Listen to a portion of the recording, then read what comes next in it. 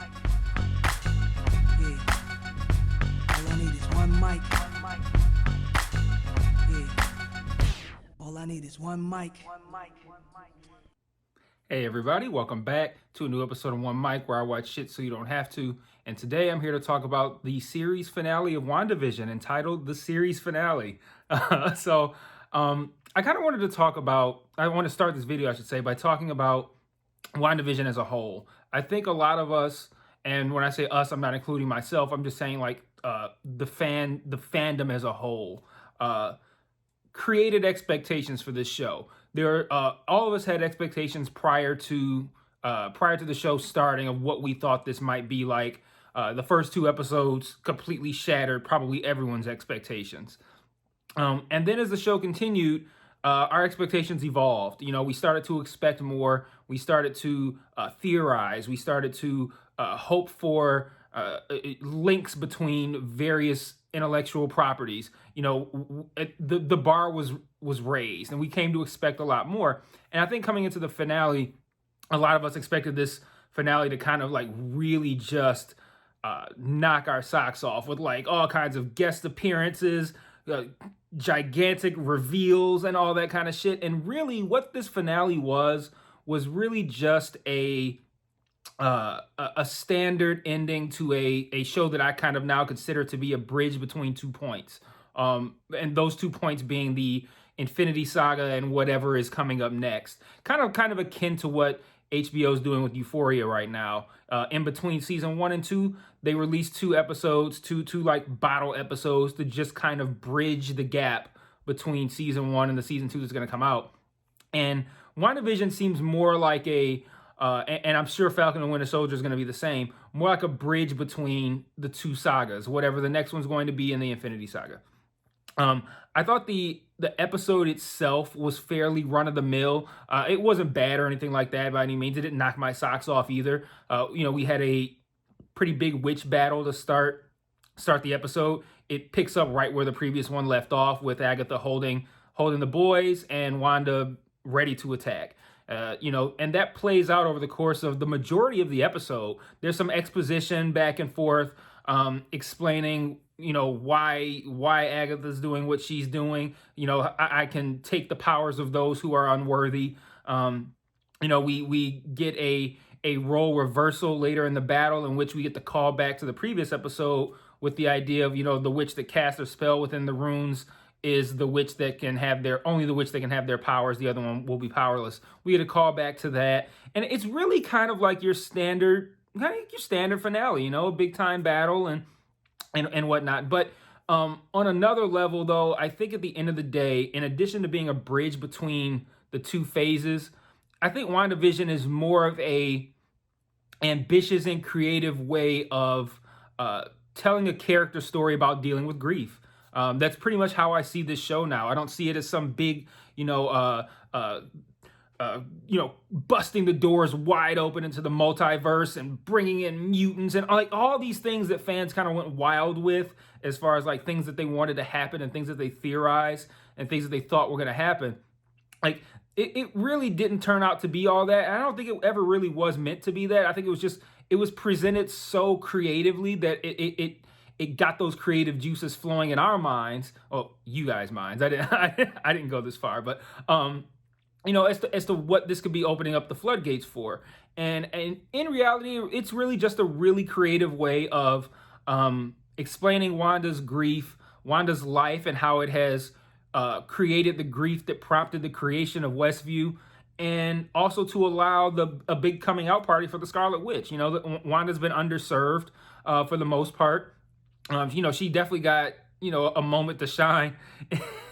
I'm laughing because like Wanda's big moment to shine in Endgame was undercut by Thanos going, I don't even know who the fuck you are.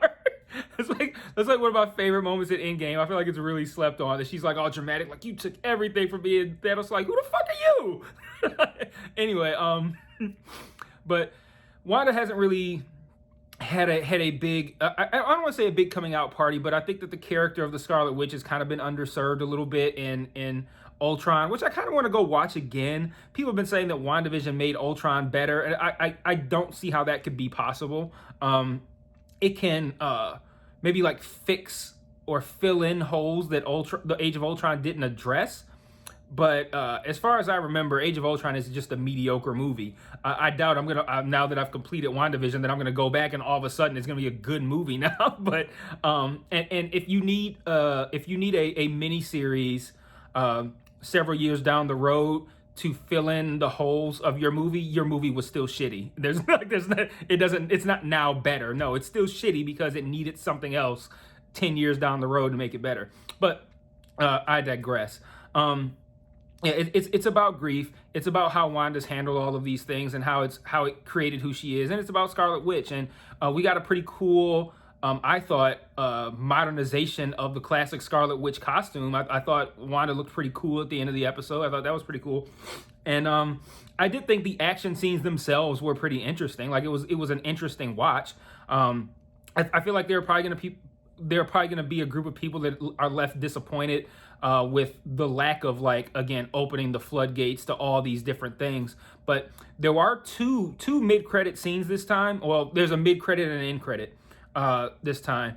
And one of them reintroduces the Skrulls from Captain Marvel, and the other shows Wanda astral projecting, like we've seen Doctor Strange do, and she can hear the boys' voices asking for help. So I'm thinking presumably just like in Infinity War, Doctor Strange was playing out all of the different scenarios in which the Avengers could have won this battle against Thanos, and he sees the one way that they can win.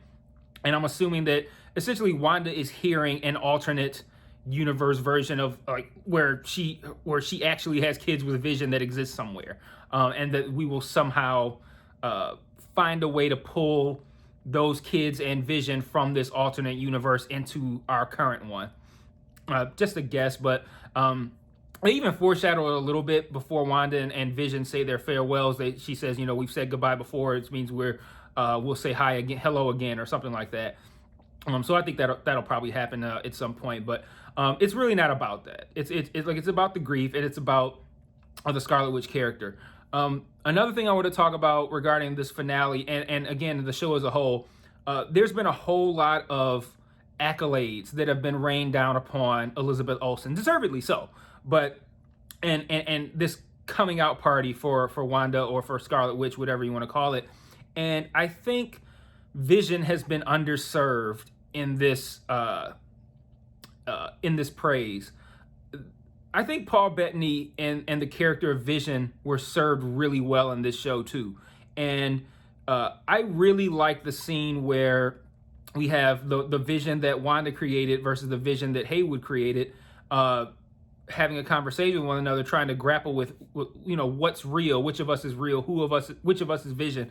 And Vision gives this kind of like the scenario of this ship of Theseus that I'm not going to explain what it is. If you watched it, you heard it. But I thought that was a really cool scene. I thought that was a really interesting story and an interesting way to compare the two, compare this ship of Theseus with these two Vision characters. I thought that was really cool, and I thought that was that's two consecutive episodes where Vision has had some really interesting lines. You had the what is grief if not love persevering last week, and then you have this one.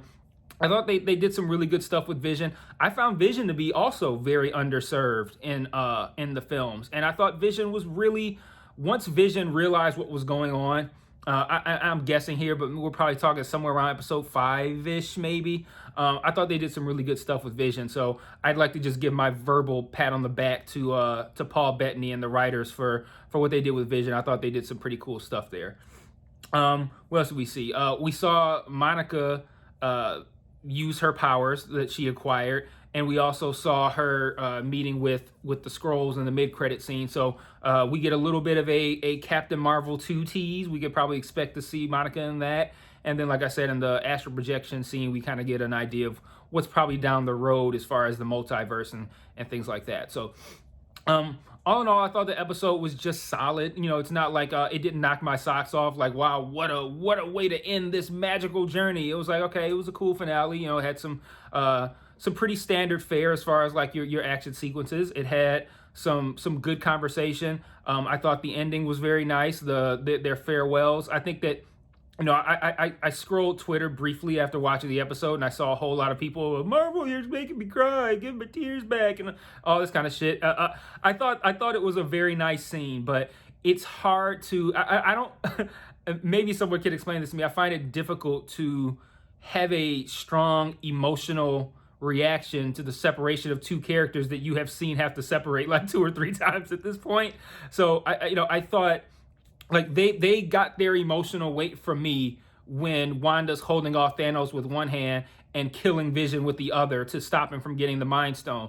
That is peak emotional value for a partner losing a loved one. And I think that, like, once you get me there, when you do it again and you do it again, it's not going to hold the same weight. It was a good scene, but I wasn't sitting here like, wow, this is just like, what magic is Marvel doing right now? This is amazing. It was solid, but they got me the first time. So I wasn't sitting here just blown away by that. But I think that's really all I wanted to discuss with this episode. I'm looking at my notes briefly. Oh no, there's one other thing that I want to talk about, which was the Evan Peters situation here. So Evan Peters is holding Monica captive. Evan Peters is holding Monica captive.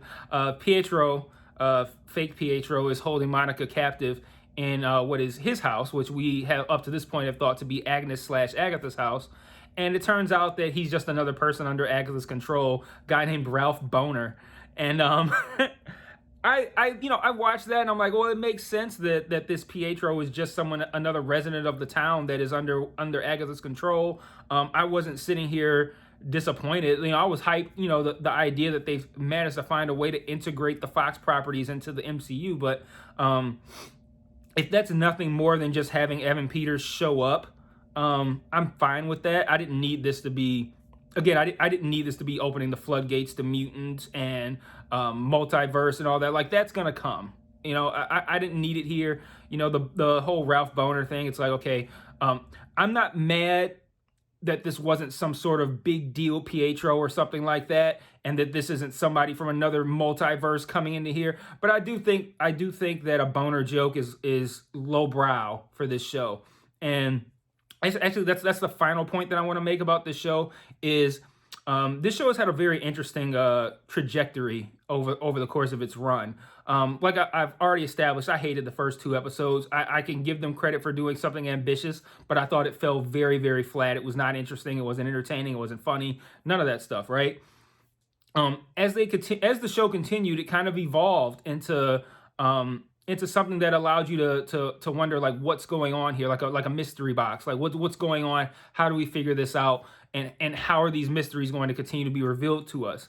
And for me, that was the high point of this show. So that'd be like the middle episodes, maybe like 4, 5, and 6. That range was the peak of the show.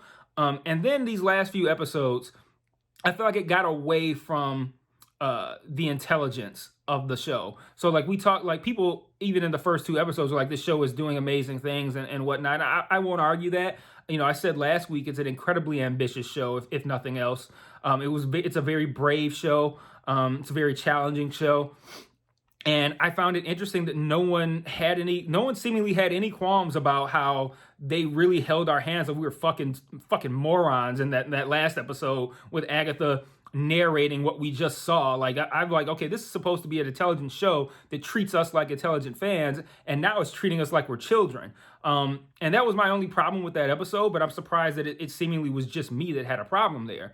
But I think that the Boner joke is to me is just part of the intellectual downfall of this show. So it's kind of like a mountain. Like the first 2 episodes to me were like stupid, like they weren't funny. And it's like, okay, I see what's going on here. Like maybe this isn't real or whatever. But right now I got to take it at face value as a Wanda and Vision sitcom. And this is dumb. And then it goes up in creativity and intellect and challenging you and giving you interesting things to theorize about and enjoy. And then it gets down into 7 and 8 where now Agatha's narrating what we just saw and we're getting Boner jokes. So like all in all, I think this is one of those things where there's a lot of people out here, and I made the joke before about these people who want to act like this is some sort of like modern cinema classic that's like the most challenging and creative thing that's ever been put to film. I wonder what those people are saying now with the boner joke in the final episode. Like, is this still the brilliant masterpiece that you thought it was? But never mind that. But all in all, like looking back on the show as a whole, it's just it's a solid bridge between two phases that was ambitious, creative, and challenging for a portion of it, and for a portion of it, it was pretty run of the mill, pretty generic, just your standard show, which is fine. It doesn't have to be fucking Twin Peaks. Like it can be Agents of Shield at times, and it can be Twin Peaks at times, but. All in all, I thought it was solid as a whole, as a show. I felt like that middle portion was really good, but it's not anything that I feel like is like life altering amazingness either. But the finale was again solid, nothing amazing or mind blowing. Lots of fan service throughout the course of this season and throughout the course of this episode. I wrote some of that stuff down. I'm not going to go over it. I don't really think it's. I don't think it's ultimately relevant, and I think we thought that early on. Like a lot of these Easter eggs were going to be relevant somehow, and nothing and something more than just Easter eggs. And I think that they were just Easter eggs. But yeah. So that's it for WandaVision. I'll be back for week by week coverage of Falcon and the Winter Soldier starting March 19th. I'll also have around that same time, March 18th is when the Snyder Cut of Justice League comes out. I will actually try to tackle that entire 4-hour film in one sitting, or at least throughout the course of a day. I haven't talked about the DCEU at all on this channel yet, but I found the DCEU properties to be ranging from horrific to bad, and not much better than that. Wonder Woman made it to good. Aquaman made it to decent, and then Wonder Woman in 1984 took it right back to bad. So I don't have any expectations really for the Snyder Cut of Justice League, but I will check it out. There's a lot of extra content. I just like to see stuff. You watch the last video I put out today, video I put out earlier today about Coming to America. I knew it was gonna fucking suck, but I watched it anyway because it's Coming to America, and I know you guys were probably wondering what's Mike gonna think about this Coming to America sequel. I wanted to see if it was gonna be good or not. So even though I kind of feel like the Snyder Cut's probably not gonna be any good, I'm still gonna watch it, and I'll still talk about it on this channel. But that's it for the MCU for right now. I'll see you guys when Falcon and the Winter Soldier returns. When it debuts. And then down the line for Black Widow, Eternals, Shang-Chi, Spider-Man 3, Captain Marvel 2, all the good stuff that we have coming from the MCU over the course of the next couple of years. So see you guys then. Peace.